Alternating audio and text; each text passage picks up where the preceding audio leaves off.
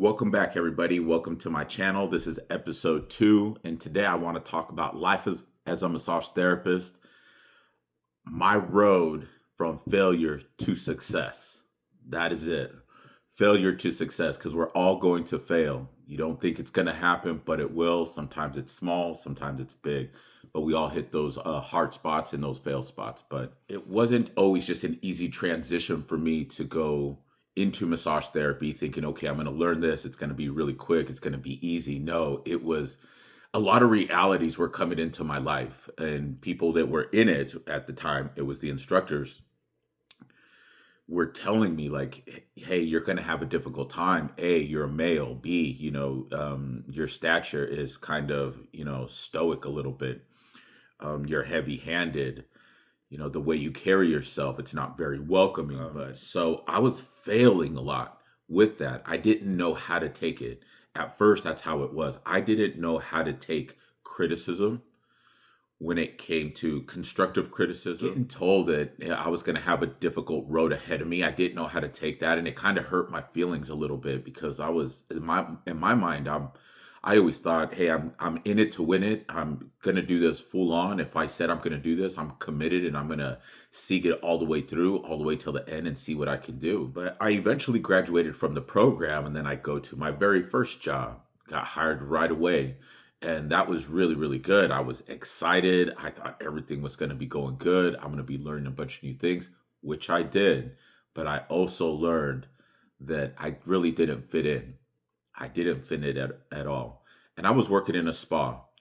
So there was a lot of negatives coming at me just being in a spa setting. Again, what I noticed, this is me reflecting back because now I'm just a little over 10 years in. Reflecting back, I noticed why I was failing, the way I carried myself, the way I talked to clients, um, the way I looked. I was a little, bigger set, I guess. I don't know. I was into bodybuilding at the time, so I was, doing that. And I remember being told by the manager that as clients saw me walking down the hallways, or they're like, hey, you're going to be paired up with that massage therapist, which would be me, they would be like, he looks scary. I don't want to work with him. He looks scary. I think he's going to hurt me. Things like this. So management and the owners were like, dude, I don't think we can book you. I don't know if this is going to happen. So I was starting to notice that I really wasn't fitting into the massage realm as I thought I would. I thought I'd learn the books, learn the curriculum, learn the techniques, and then it's like, okay, I know how to do it. And let everybody know that I know how to do it and that I can help you. That's what I saw in my mind going on in my head. And when it came in full reality and I'm working in a spa, like nobody really wanted to work with me. I had a few because I was able to manage, but I started to notice that people really didn't want to work with me just because of the way I looked. So that was a big negative for me. I failed. And at the worst part of it, I got let go. I got let go. And that one hurt me hard. It made me start to think and doubt and myself thinking, was this even the right choice? Should I go back to what I was doing? So they had to let me go. I wasn't a good fit for the spa. So guess what? I worked in a chiropractor's office. I got picked up really quick. They liked the way I did deep tissue. But I got picked up by a chiropractor's office. He let me go in 2 months. Just wasn't a good fit. It was the same thing, it was very, very difficult for me because I was so used to carrying myself in a certain way and talking to people in a certain way, and found out it wasn't a good format for massage therapy. So not only did I get told that I was going to have a very difficult time while I was in the massage school program, my first job, they let me go because I didn't fit the program and their model for the spa that they that they run. And then the chiropractor's office just wasn't a good fit there. So I was failing and failing and failing. And I really didn't know what to do. I was like, I know the curriculum, I know the skills. I'm learning more and more techniques. So what is it? Let's roll the dice on life. Let's just roll. I'm gonna apply for my own business, for my own business license. And let's just take it from there.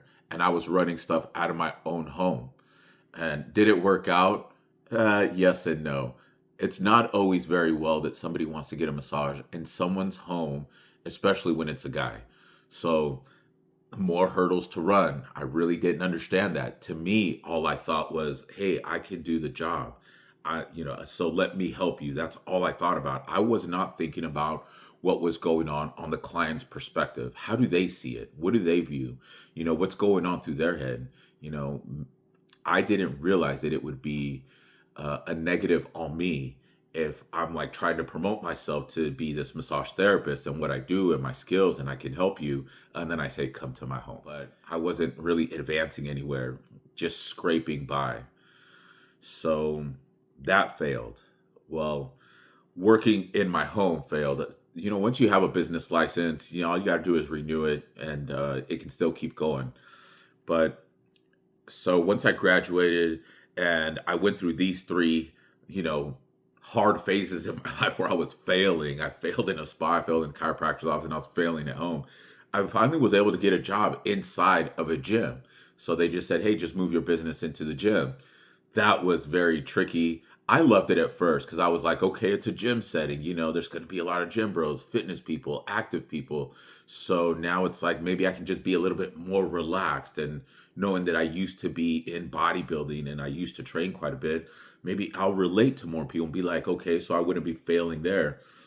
Um, but as life always shows up and just slaps you right across the face sometimes, I failed. I failed in that gym. Not very hard, but it was the setting of the gym. The gym runs that's its own business. But then I'm on the other end and I try to be this relaxation massage person inside of a gym where music is blaring. So I failed with that location. So now it's not so now it wasn't about image, it was about location. It was about the atmosphere. So that ended up failing really, really hard. I think I only made it maybe 8 months, maybe 8 months. And I thought I was a shoe-in. I thought it was going to be great, thinking I'm going to be working with all these athletes. I'm going to say this.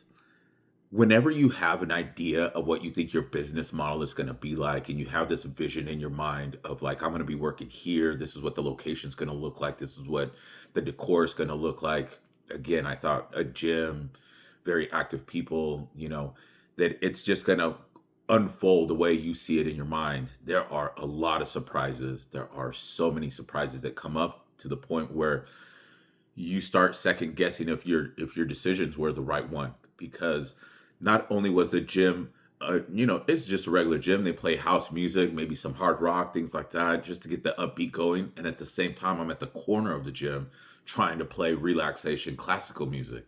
It didn't mesh very well. So there was a lot of things that I was not understanding of how to present myself in the locations that I was trying to work at. It just wasn't working very well. And I was so oblivious to everything because all I was thinking about was myself. What can I do? I know this. So it was all about me, me, me. And that made me fail in the gym. But then eventually I got picked up by another spa. It was more like a wellness center. And they're like, hey, would you like to move your business into our wellness center? It's a little bit more low key, a little bit more chill. And I was thinking, like, okay, like, let's talk. It's always good to have options. So I pulled the trigger on moving to a wellness center after I failed at a gym. So if you get the theme by now, I failed in my first job, failed in my second job, failed working at home, didn't work too well working in the gym, fail, fail, fail, and fail. Now let's try again at this wellness center. It actually went very well. It actually went very well for 1 year. I had clients steady regularly. And guess what? By the time a year hit, I failed. And I failed hard. So hard. It was a hit to the gut. It was a hit to life. And this is the biggest failure. So now we're on failure number 5. Failure number 5 was the biggest failure because I I was so eager trying to be like everybody else, which is relaxation. I'm in a wellness center. We're playing very soft music, neutral colors. I think there was Buddha stuff all over the room. Obviously from pain to peace. But I started to step outside of the massage career, and I started to get into like oracle card readings, and then I was doing like energy healing. So I want really was thinking mind, body, and soul. That's where I was transitioning. By this time I'm 2 years into my career, so there's going to be so many transitions. So I think working for somebody as soon as you get your license, like committing 1 or 2 years to a chain, or just being an employee somewhere else, gets you the at least the idea of who you like to work with, who you don't like to work with, what you want to advance in with your continuing education, and what your mindset is going to be for as being a massage therapist, because you really have to have a very clear mindset and an intentional mindset to help other people, things that I was oblivious to when I started. So I'm 2 years in, and I'm working in this wellness center, and obviously my business is in there. It's called From Pain to Peace, and I'm trying to do this mind, body, and soul healing process where I'm doing oracle card readings, energy healing, and then the body work. My clients were just not understanding what I was trying to do. It was weird to them when they're like, "Well, I'm coming in here for a hurt shoulder. Why are you pulling three oracle cards, to tell me about my energy? And, what is this stuff?" So, I kind of shot myself in the foot for that. Um, are those like therapy techniques good? There's a lot of people who do those things and they are amazing at it. I believe in them. So it just didn't work out for me. So again, without even knowing it, I was failing again. And this was, oh man, where am I at? Failure number 5, failure number 6. I started to just transition into a person that really wasn't me.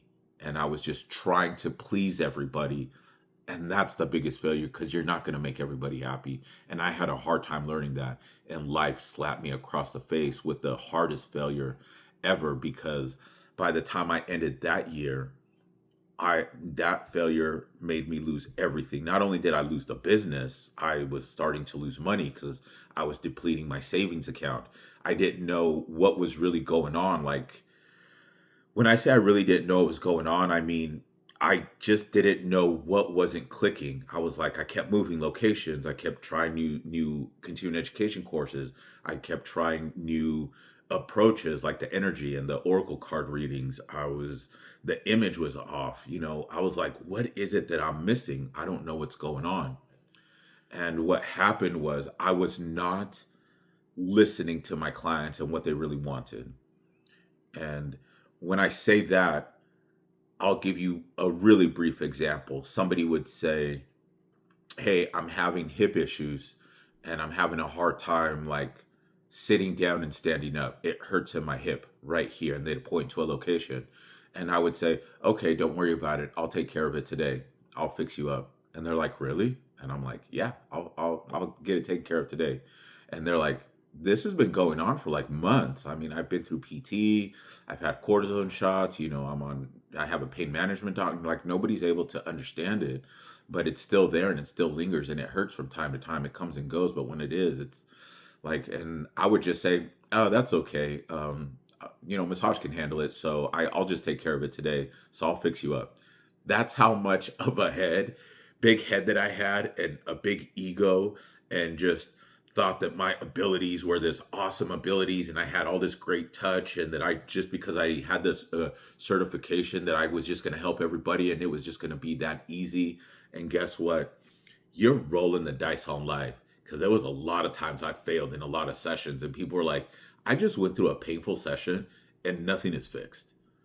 So I was only thinking about me and had this big ego that I was good and that everything that I did was always right because it said it in the book. Man, I was wrong. I was so wrong. I failed again. And guess what? I still kept trying to figure it the fuck out. I was like, how the hell am I going to figure this out? What is it that I need to learn? And but that last failure, where I found out that my ego just overtook the whole situation, that it made people leave me, because they're like, he says he does all this stuff. He claims has all these certifications. He says he's worked with people in this condition. And I went through that deep tissue session or whatever technique he did, and it's still there. So I was flipping a coin, you know, yes or no. Maybe it worked, maybe it didn't. But I never really listened to my clients. So I started to realize that I had to change my image. I had to have good location. I got to have good presentation. But most importantly, I had to learn how to relate and listen to my clients. And that was the biggest failure that I had. Because when I say I failed on that one, not only did I lose my business, I lost my home, I lost my money, I lost my savings. And it was the biggest reality check in my life because when I say I lost my home, then I ended up homeless.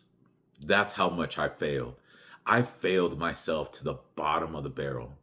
That's how bad it was. And I was homeless for about, I think it was 8 months. Yeah, it was 8 months, 7 to 8 months, right in between that time frame. And I didn't know what to do. And I was angry. I was angry at myself. I was angry at the world. When I say I was homeless, I was living out of my car. That's all I had to my name was my car and my cell phone. That's about it. And I had like a suitcase. Like, and when I say I lost everything in my room, the table, the decor, everything that in my home, all gone. I lost it all. Most of it, I just donated it to Goodwill because I had no more money to pay any bills, to pay rent, to do anything. And it got to the point that I had to donate plasma twice a week. I figured that out that you can do it. At least where I was living at, if you donate plasma twice a week, you make roughly around $700 a month. So I started doing that just to have some kind of income to pay my cell phone bill and put gas in my car and eat. That was about it. But I was sleeping. I had an SUV, so I was sleeping in my SUV, and that's how life was for a good 7 to 8 months. And that's when I really had to discover who I was. And after being angry, because I was angry at first, I was angry with myself. I was angry at myself at the fact that I got myself in this situation. So I started to do what any person would do. I started reaching out to friends. Guess what? Friends weren't helping me out. Then I started reaching out to family. Guess what? Man, I swear, when life puts you at the rock bottom, it puts you at rock bottom because family wouldn't even help me out. And I still remember a certain conversation I had with a family member of mine. And I was telling him that I was living out of my car and I needed help. And he didn't believe me. And I was like, no, I'm serious, man. And he didn't believe me. And he's like, sorry, man, I can't help you. And I was like, are you sure? And he's like, I can't help you. I just don't know if he didn't want to help me because he didn't believe me. But I was like, so sometimes it's a hard lesson to learn when you find out who's not in your corner when you're at the bottom of life. And that's where I was. After being angry with myself, I was angry with friends, then I was angry with family, and I said, fuck it. I'm in full isolation mode. And I'm about 2 months into being homeless, and I'm thinking, okay, now that the anger period is over, I'm 60 days in, nothing is moving, nothing's going forward. I don't know what's happening. I can't keep on going life like this. This can't be all there is to life. So I didn't know what to do. So this is where things started to click in my mind, and this is why I believe, I don't say going into isolation, but reflecting back on your situations to see what worked and what didn't work. Goal setting. I never did goal setting. I just roll with the punches. So I failed with that. But looking back, I was like, I think it's very important that you always draw into yourself to see who you want to be. 3 questions: who are you? Where are you going? And how are you going to get there? Those are 3 simple questions that you can really just start thinking about. And you don't have to have the answers right away. It could take you 1 year, 2 years, if you're lucky enough, 4 to 6 months. But who are you and where are you going? And, how do you want to live or who do you want to be?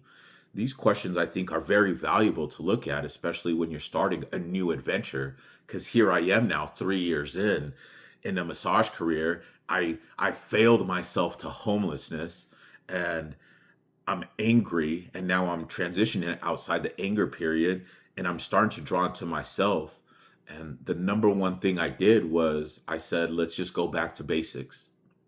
Let's just go back to the basics of massage therapy. So what is massage therapy? It's a muscle tissue. It's, manual muscle manipulation. It's the value of touch. So I started to hang out in places that are totally free. Number one, Barnes and Nobles. I started hanging out at Barnes and Nobles every day, for a good portion of the day. Two things it had that I really needed: a restroom and a water fountain. And all I did was sit down and read books. Now, I started off with anatomy books, medical books. They have books on massage, books on techniques. So I'm thinking, okay, I'm reading all these books, but what's going to happen?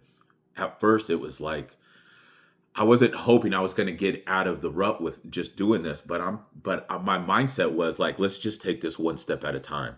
Let's just go back to basics. Let's learn everything all over again. And this is when I started to discover myself in new ways on how to approach not massage, but how to approach living as a massage therapist. What do I have to learn? And this is why I say massage is just so deep, that it's not just about techniques and modalities. So I went back to basics, learned about the body. I read as many medical books as I could.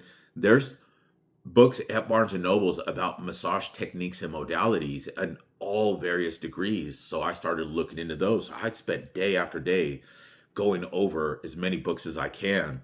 And then when I wasn't at Barnes and Nobles, I was hanging out at just parks. And what I was doing at parks was I started to learn how to meditate. So knowing that I still had a cell phone, I started getting on YouTube, and YouTube is a wonderful asset. It's a great tool to use to just self learn. And all I wanted to do was learn how to meditate, how to draw within myself, and how to just understand again, who am I? Where am I going? And how do I want to live?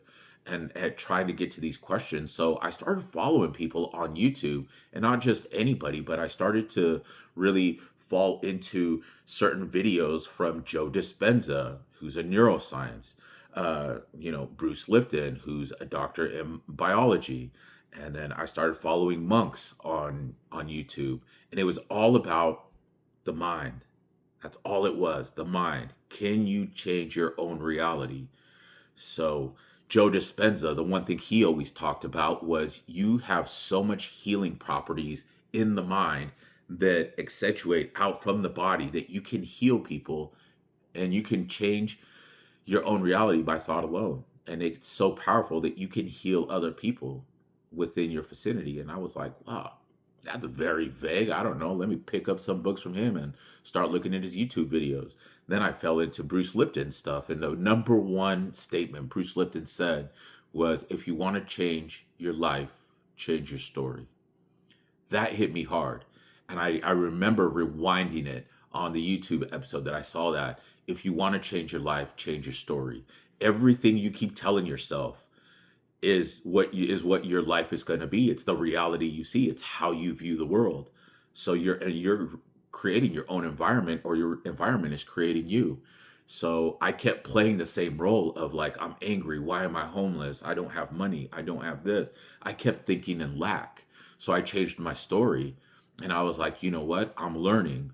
Um, I started saying positive things where it was like, yes, I'm learning. Um, you know, when I'm talking to people, I'm being more attentive, because you still talk to people every now and then. I'm rediscovering who I am. I'm starting to see the positive things of life, of where I'm at. So what were things going in a more positive direction? No, I did not still see a way out. I'm about 4 months in to living in my car, and all I find myself doing is spending my time at Barnes and Nobles, reading books, and at the park meditating, just trying to discover who the hell I'm supposed to be, or who I want to be, or whatever it is, whatever road it was. I was walking blindfolded in the dark, not knowing anything. And dude, I failed so hard. That's where life put me. I should say that's where I put myself, because I failed so hard because I didn't keep my eyes open. But I realized something that when you fail that hard, you can either stay angry and be destructive to yourself, which is going to be destructive to anybody else around you, or you can just, buckle down and say, all right, how did I get myself into this situation? How do I get myself out? Let's try that. And it's hard to be positive during it because I still didn't have anybody to talk to, didn't have, when friends weren't helping me, I wrote them off my life. When family didn't help me, there were those family members. I'm like, all right, now I ain't talking to you no more then. I've got to figure this out. I got to figure out my own life. I put myself in this situation. I might as well figure myself in a way to get out of this situation. um, but reading books and listening to videos of a monk named Dan Depani really helped me out. He really helped me out on how to control my thoughts, control my emotions, control my thinking, have it clear, intentional. And then I found out Joe Dispenza's teaching, Bruce Lipton's teaching, and Dan Depani, the monk, all those three teachings that are very different all came down to the same thing: the mind. Where's your thought process at? What are you thinking about? What are you ruminating on? How are you viewing yourself that is actually creating your own life and your own reality? So I'm like, okay, let's draw into myself. And that's when I got deep into, not deep, I was going to say massage, but deep into um, meditating and not just reflecting, but I started to look. I got during my meditation, I got into mantras. So I had three mantras that I still use to this day. So we're like, fast forward close to 8 years ahead. Um, I still use these three mantras to get my mind clear, centered, and very intentional with, again, who I am, where am I going, and how do I want to be. So the meditation just amplified my thought process on how I stay coherent when I'm reading certain books, learning certain techniques, and just trying to find out who I am. And at this time, I had nowhere to work. I had no room, I had nothing, no equipment. I didn't have anything. So it was I wasn't making any money doing massage. So for that time, I was homeless. There was no massage things going on. I wasn't working on clients. So how am I getting clients? How am I going to do this? How am I going to do that? How am I going to make money? All this stuff just was so heavy on me in life. But instead of me being angry, I was like, it's going to work out. It's going to work out. It's going to work out. And this is how this universe. I say God. I'm a big believer in God. This is how God works in the most mysterious ways, because you never know what one day is going to do for you. One decision can change your life around. And while I'm about 4 months into this, living out of my car business, I find out that there's a free yoga class being put up.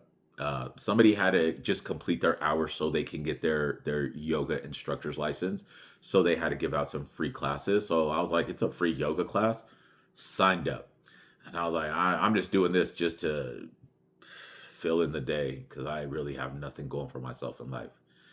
And I am one of two guys in the class, and both us guys, we're in the back, and the other gentleman, he was an older gentleman, and he was in his late 60s, so he's like twice my age. He had extreme hip issues, and him and I just kind of hit it off. We were just kind of became friends, not really knowing what that was going to flourish to. And one day he's like, "Hey, do you just want to go get a cup of coffee and talk, man?" And I was like, "Yeah, sure." And I'll never forget him.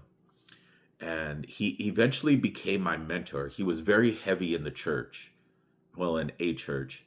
I'm not a big churchgoer, so I'm an amateur on that end. But he ended up becoming my mentor, where all we did was just meet up once a week and just talk.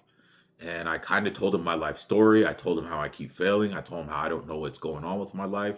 I don't know where to fucking go. No one's helping me.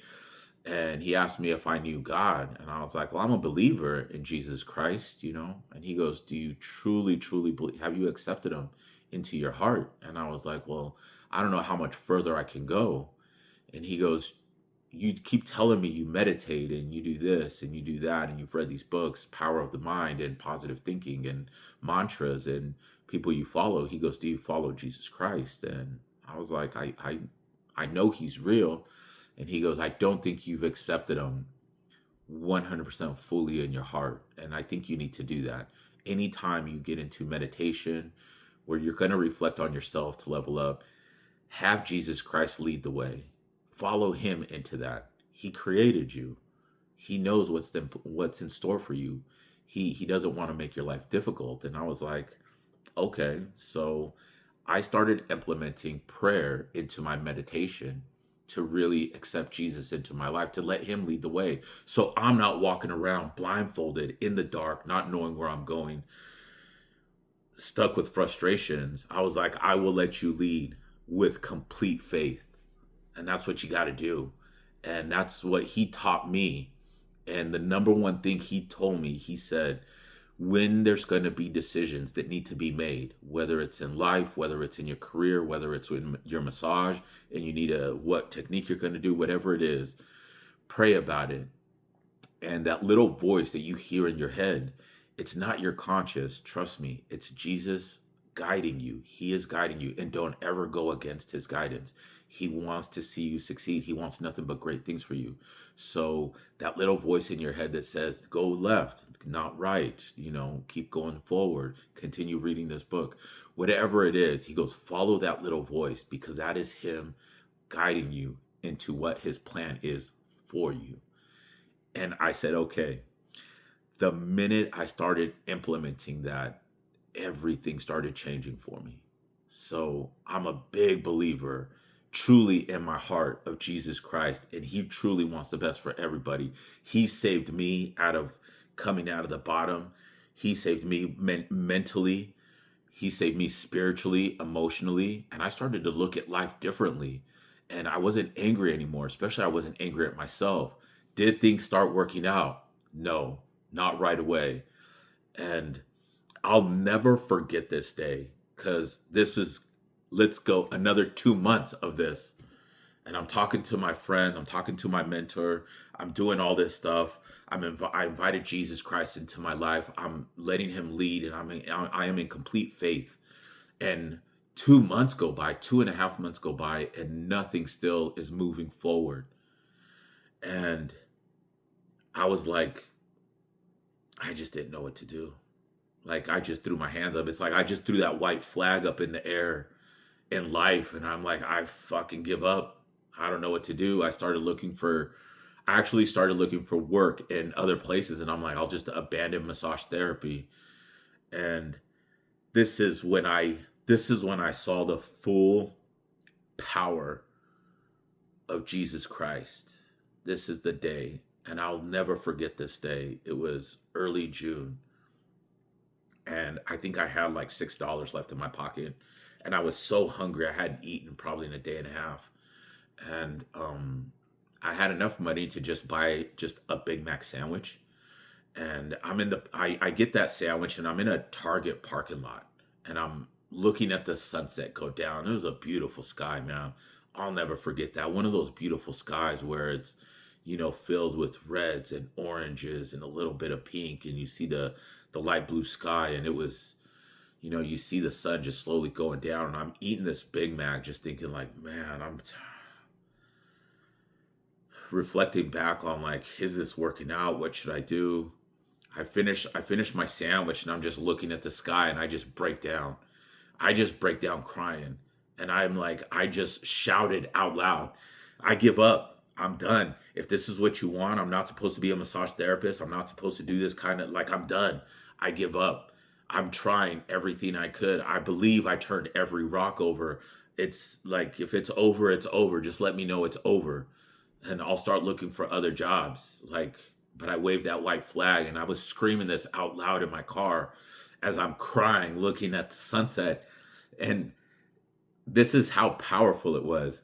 I'm getting a little emotional right now because I still never forget this day. It was at that exact moment my cell phone rang. And I'm like, it was a number I didn't even know. And I just decided to answer it. And it was the lady on the phone, and she said, "Hey, is this Miguel?" And I said, "Yes." She goes, "Are you a massage therapist?" And I said, "Yes." She's like, "I got your card from somebody you worked on a couple years ago, and he said you were really good. I'm a manager of a business, and we're moving into your city, and we want to have a massage therapist in our business." And I just I put my phone down, and I just like started crying even harder. And I got myself together in like 10 seconds. And I said, "Yeah, this is me. Yeah, I'm a massage therapist. Who was this?" She told me the name. I didn't even remember who it was. And she said, "We're actually, we have a location. We're moving stuff into there as we speak. Can you come in tomorrow and look at the space that we have? We really want to offer you this room." And I'm thinking, like, what's going on in my life? Like, what's really happening? And like, is this really true? And I said, "Well, I don't really have any money. I'm kind of in a hard spot financially. I don't know if I can afford it." That's all she said. Or that's all I said, excuse me. And she said, "Well, why don't you come in tomorrow morning? The owner is actually going to be here at 10 a.m. and, maybe meet the owner, and we'll just take it from there." And I said, "Okay, sounds good." Put my phone down, watched the sun go down, drove to a little hidden spot on the outskirts of the city, went to bed, and woke up the next day, went to a gas station, cleaned myself up, and went to this new business. And I really walked in thinking, like, I don't know what's going to happen. I really don't know, but I'm just moving, going over there. So I meet the owner. I'll never forget that gentleman either. And it was a supplement store out of everything, and they wanted a massage therapist in there. I thought that was kind of odd, but also intriguing. But I'm like, let's walk with faith. I'm led here for a reason. My phone rang at the exact moment I was screaming out of my lungs that I give up in life. I'm done. So I meet the owner. He shows me the room. It's a beautiful big room. And I said, "Hey, man, I don't have the money for it. I would love to be here, but I don't have the money for it." And he looked at me and he said, "You seem like a really nice person, man." He goes, "I'll tell you what, I'm going to give you the room for free. And as soon as, the business gets on its feet and you start making money, we can talk about back payments. But, you can have the room for free for now." He goes, "I'm getting a good feeling about this." So, right then and there, I was like, good things are starting to happen. I am letting Jesus lead the way. Man, it was such a beautiful day. And he said, "Get with my manager. She's the one that contacted you. We're going to open up this weekend. So we'll promote you on our page, all social media. We're going to do a big open house. So have your stuff here." Um, and I was like, "Okay, sounds good." And then she said, "Okay, what's the name of your business?" And then I told her, "All right, don't freak out because I've been meditating on this and I think I know what I want to call it. I'm going to call it a torture room." And she was like, "I don't think that's going to work, man. It's like, you're a massage therapist. No one wants to be tortured." And I said, "Listen, I don't got nothing to lose right now. I really don't. So I'm calling it a torture room. That's what's the name of the business. And let's just see what happens." And she goes, "Okay, if that's what you say it's going to be, that's what it will be. I'm going to put it on there. You can't pull back now." And I said, "Okay, don't worry about it." Rolled with it. Saturday came around, grand opening of the business and the massage room. Guess what? I made $2,000 that first day. Man, you can't tell me God ain't real. Man, oh man, he saved my life in so many ways. He blessed me when I was at the bottom, and I shouted out to him. I made $2,000 that first day, and I showed up to work the next day and I made $1,200. I showed up to work the next day, made $1,100. And I'm sure you guys are thinking, like, well, if you didn't have anything to start the massage room, like, what did you do? So knowing that I was donating plasma, I did have a little bit of cash. Um, so I went to a Goodwill and I found an actual massage table there that I was able to purchase for like $12. I bought 3 sets of sheets. That's it. And it was just the covered sheet and the flat sheet. All I had was 3 sets of sheets. And I bought just regular lotion And that was it. I didn't have anything else. The door of that place, I actually just wrote with a Sharpie on a piece of blank paper, copy paper, and just taped it to the door. It just said, I just wrote in Sharpie, torture room. That's how I started the torture room. Just a blank sheet of paper from the copy machine with a Sharpie, and I just wrote torture room and put tape on that door. And they're like, "What's that?" And I'm like, that's just my business."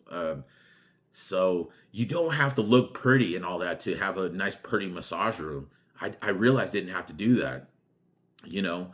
Um, so again, I really don't know exactly why everything started working out, but looking back on it, I have to put everything into Jesus Christ. He was the one that got me out of there. And I can't, and I wasn't even led down that way unless it was my mentor who told me, hey, you like, let him lead your life, you know? Don't try to control everything so much. Just walk with faith. Trust me, Jesus wants the best thing for you.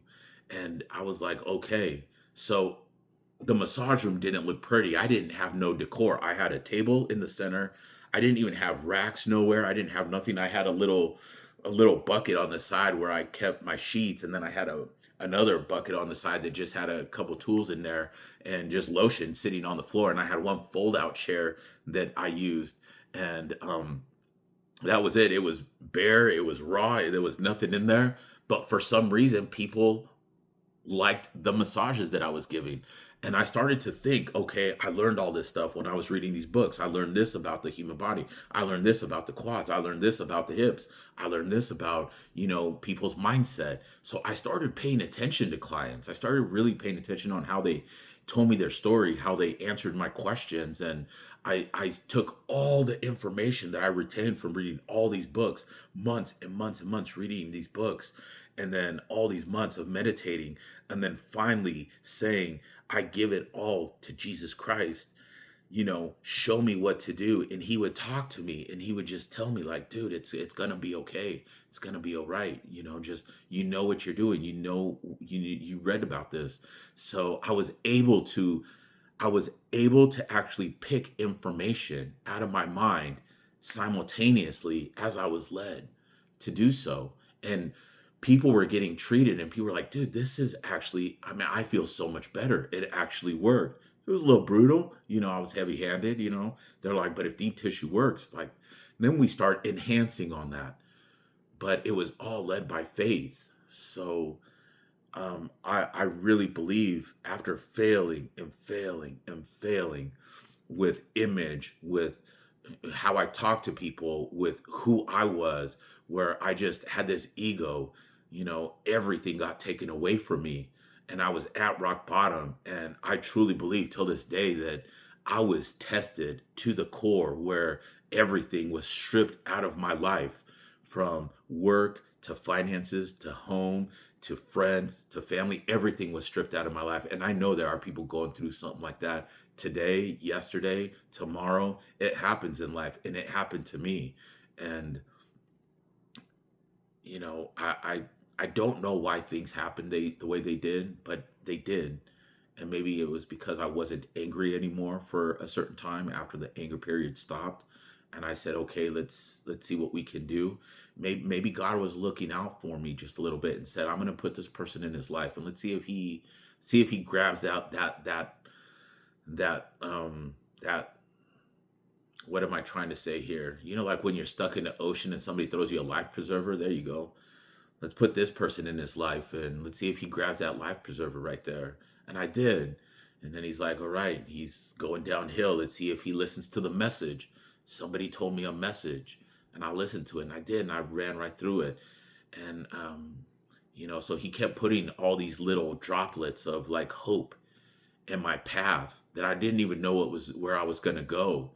And even when I didn't see the great things that were going to come through, because you never see the journey, you have an idea, and you have an idea of like what you want, but you never know what's going to happen in that journey.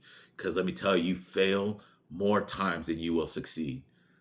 And you can talk to anybody who's a millionaire, a billionaire, any owner, even if they're a small shop owner of any size, of any kind of service, you know, being a good parent, like, you will fail and fail so much until you get it right. You know, sometimes when you get it right once, it becomes amazing, and you fail so many times. But that's where I was at, and I really didn't know what was going to unfold in the journey, and just being led by faith that everything was going to work out. But the minute I gave up and shouted and said, I'm done, I give up, it's over, I don't know what else you want for me to do, I believe I turned every stone. The phone call changed my life. Having a conversation with my mentor changed my life. Meeting the owner changed my life. Coming up with the torch room concept that I had growing in my mind as I was doing this meditation, I finally found the day where I could pull the trigger and roll with it. And man, by the end of that first week, I had my own apartment back. And I will say, I wanted a hot meal so bad. I wanted to be in a sit down restaurant. Man, I went to Applebee's. I went to Applebee's and got some boneless wings. And man, I will say this, I currently now live in Las Vegas. Once a year, I go back to my hometown and I go to the same Applebee's and order the same meal. I still do that once a year. And it reminds me where I came from. And B, it grounds me to the point that it lets me realize how far I've gone in life, in my business, financially, and in my faith. That I never look back and think like, man, I hated that point in my life. I didn't hate.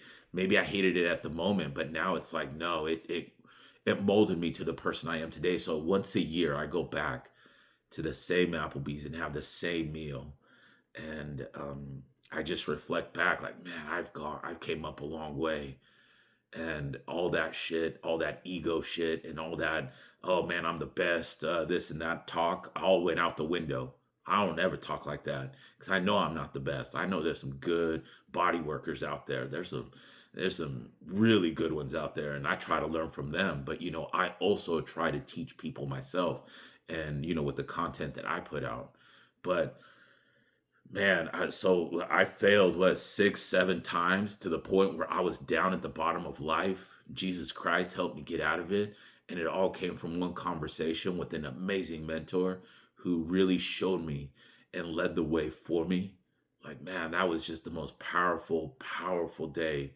And I really didn't even recognized that how powerful it was going to be. So now that I'm over a decade into massage and now I mentor people, I try to lead with faith myself. I try to show them greatness. I try to help them realize how great they really are. And it's hard because everybody's on their own journey and on their own timeline, but don't ever lose faith. And now it's successful. The massage career, the torture room, is now pretty successful. At the point when I first got traction and everything started going good, within the first year, I outgrew that city and moved into a bigger city where it's still the same state, but I was able to travel to a bigger city and do work there because I can't explain it. I mean, people just wanted to work with me and they said, "Can you help me? Can you help me?" That's all I would get DMs about. "Can you help me with this?" And I was like, man, I remember shouting out to Jesus, "Can you help me?" And now he's given me the opportunity to help other people. So now I'm thinking like, man, if you put me on this earth to help other people, it's no longer about me no more. It's not about me. This is why I say massage isn't about me. It's about other people.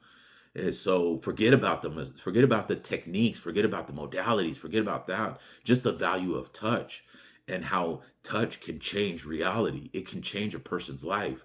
Trust me, your presence, the power you carry in your presence and in the touch, the transference of energy that Joe Dispenza talks about can change a person's perspective in their world, in their reality. And now God has put me in a position to help other people. I was so down that I asked him for help, and he said, "You know what? I'm going to help you, and in turn, you're going to help other people." So I grew out of one city, moved to a bigger city. Then I was working with people all around. I was getting DMs from people all around the US. One month I was on the East Coast, one month I was down south, one month I'm in Cali. Next thing you know, I'm in Seattle. I was everywhere. And I was like, oh my God, like I never walked around though thinking like, oh yeah, I'm just great. No, I was like, if you need help, let me help you. It's okay. And there were times that I would travel to do work on people and they didn't even accept any money. I actually would lose money going there. And I was like, don't worry about it. I'll buy my own plane ticket. If you can throw me a couple bucks, that's fine. I don't need all this money. Everybody's looking for like, well, how you gonna make it financially? How is it gonna work out for you? I didn't care about that. I put the care of other people ahead of finances. That's what I decided to do. That's what worked for me. It might not work for everybody, but I believe that God put me in that position to do that. And for some way, somehow, it ended up working out. Finances or not, it ended up working out. God led the way. God provided. God showed me, and God allowed me to show other people. And that blew up the name even more. Referrals were going out everywhere. People were saying, "Man, I got more people back in my hometown that need your help." So it doesn't hurt to help. That's why I say it doesn't hurt to help people, man. Even if you can help them out, saying, "Hey, man, don't worry about it." At that time, I was like, "Don't worry about paying." Like, I just wanted to help you so bad.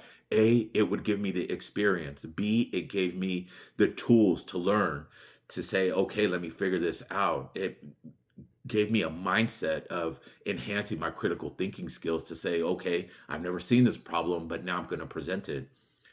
I will say this.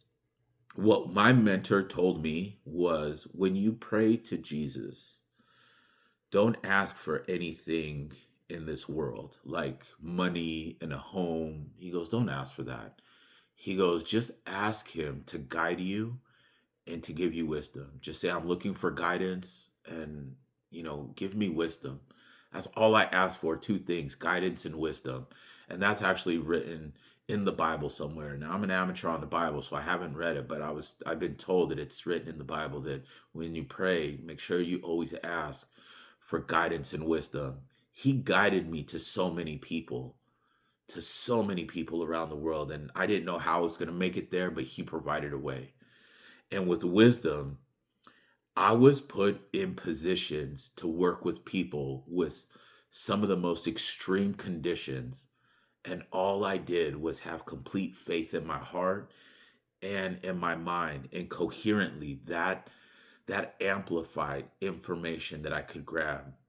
You know, seek and you shall find. And I did, knock on the door and it will be open. It was open. He opened the door and I walked through.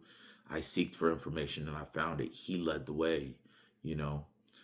Um, and that's how powerful it was. And that gave me the wisdom to show that massage wasn't about modalities and techniques. It was about truly just helping other people. Now, do we have to know the healthcare about it, the anatomy about it, the medical science about it? Yes, but that's why we do the reading. That's why we gain more knowledge to ascend to wisdom. And that's where I was at. That's where I was at with life at that moment. And then I got recruited to come down to Las Vegas, switched the license up. Now I've been here 4 going on 5 years, and man, life is good. Now the torture room is globally recognized. I have now worked with people globally. In my meditation practices, when I really just wanted to draw into myself, and I encourage any LMT to do that, I started to think, well, where am I going? And how do I want to be? How do I want to live? I wanted to be the massage therapist, and I would visualize about this, working with people and helping people all over the world. I would visualize myself in an airplane landing in various countries. I'd visualize myself like, what would that country look like? What would the people look like? What issues would I be facing? Again, it's all around massage, but I visualize myself working with so many different people. of so many different nationalities actually being in their country. Now, how's that happened? Vaguely, yes, but being recruited down to Las Vegas, the world drew closer to me, and that's how the torture room got globally recognized. I have worked with people from so many different countries, and this is how amazing it is, to the point where sometimes I sit in my car for like 5 minutes when I get out of work and I just look up at the night sky and look at the stars, and I'm like, God, thank you, man. Thank you so much. When I meet people from other countries that have traveled to Las Vegas and then they booked a session with me, and I say, how did you hear about the torture room? And we're talking people from the eastern side of the world all the way to the west, everything in between, man. We're talking a lot of countries. And they say, a lot of people in our country know the torture room. I was like, what? They're like, yeah, I've heard about you back home. Like, somebody was talking about you. I've seen your videos on YouTube, or I've seen your videos on Instagram. I was in a gym and they were playing some of your content on the TV. And I was like, what? It just, it would just blow my mind, and my heart would sink with happiness, because everything I prayed for, everything I wanted, I was led down a path where it wasn't like, well, who do I have to be in massage therapy? Like, who do I have to compete against? It wasn't about competing at all. It was about finding who I really am and the true purpose of what massage it really is, and that was helping other people. I decided to go by faith because that's what was taught to me, and I believe that has so many healing properties and powerful properties in the world that we can't explain, but it worked. And I think there's some people out there that could probably use that, or it could be an anchor for them to say, I'm going to start with this and move up from there. Um, but yeah, so the vision I had came to fruition, but not in the way I wanted it. The way God's plan was it. It's I still hit people from other countries, and it's amazing. I love to vacation outside of America once a year, and I randomly pick a location. Randomly, I don't even do an itinerary. I just decide I would love to just go there just to see what it's all about. No itinerary. I'll spend a week there and just be like, I walk out the hotel and say, I don't know what there is to do, but let's just discover stuff. As I walk around in other countries and people talk to me, because people are friendly everywhere, and I tell them what I do, 9 times out of 10, they're like, I've seen you before, man. I've seen your stuff on Instagram. I've seen your stuff on TikTok. And I was like, man, you guys really, really? And I was like, man, I didn't know that. And it just lets me know God's power is global. It's universal. It's within everybody. And man, it is the greatest thing. So to let you know, I failed so many times to the point where it broke me emotionally, spiritually, economically, socially. It broke me within my family. I was living out of my car. I failed until I was at the bottom of the barrel. There's dirt, I'm underneath dirt. That's what I thought. That's where I failed. And it was one conversation talking about faith. And, you know, I heard this one time, and it was my mentor told me this one time. He said, God can give and God can take away. He gave you life, and I was careless with it and very ego driven. And he took away a skill that could be very good for the world. And he tested me to my core. He tested me hard. And it's when you're about to break, when everything goes bad, he will realize if it's meant to be for you, if you've learned your lesson or not. And God can give as well. And he gave me back. And when they say God gives back, he gives back tenfold. And let me tell you, to a person who didn't have friends, family, money in their pocket, a hot plate of food to eat, now I help people all around the world. So even though I had to shut people out of my life, and I thought that was my world, God gave me the whole world to talk to and work with, and to help them in any way I can through the power of touch. He took away, but he can also give back. And now I got to be grateful for everything that I have. And I want to show that to other people that I now mentor as well. So I have the Torch Room mentorship program that is available. So failure can lead you down a fork in the road to where it's either going to be destructive, or you can really buckle down and get creative. One of the two. Just it doesn't it it there's no effort needed to be at the bottom of the barrel and be destructive. You can ruin your life in one day if you want. And it takes a lot out of you to keep moving forward, to keep taking one step forward. And once you get one step, you work on the next step, to keep celebrating the small wins, not only the big victories, but the small wins really matter. So, and then there's a routine that you have to be in. Mine is prayer, meditation, and walking with faith, and believing that all I want to do is my purpose now is to help as many people as I can while I'm still living on this earth. So fail, fail, fail, not even knowing if you're going to succeed, but it will come to you. You're never going to know. You're never going to know what the journey is.